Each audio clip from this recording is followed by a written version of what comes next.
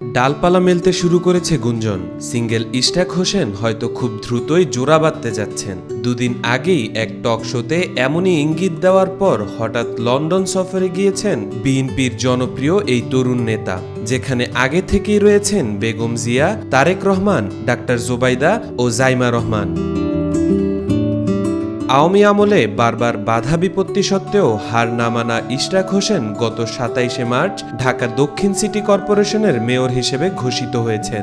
Mayor ইশরাকের রাজনৈতিক জীবন নিয়ে সকলের যেমন আগ্রহ, তেমনি তার ব্যক্তিগত জীবন নিয়েও কৌতূহলের কমতি নেই।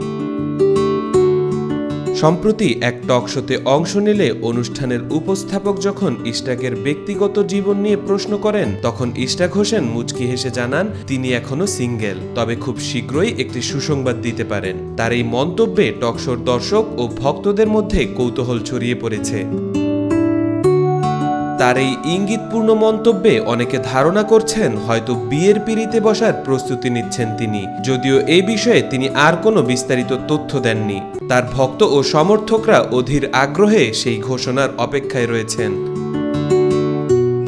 এদিকে এই ঘটনা যেদিন ঘটল তার পরদিন অর্থাৎ বুধবার রাতে লন্ডনে পা রাখেন ঢাকার প্রয়াত সাবেক মেয়র সাদেক হোসেন খোকার বড় ছেলে। তাকে বিমানবন্দরে অভ্যর্থনাও জানানো হয়েছে, যেখানে দীর্ঘ ১.৫ যুগ অবস্থান করেছেন বিএনপির ভারপ্রাপ্ত চেয়ারম্যান তারেক রহমান। বর্তমানে সেখানে আছেন বিএনপির চেয়ারপারসন খালেদা জিয়াও।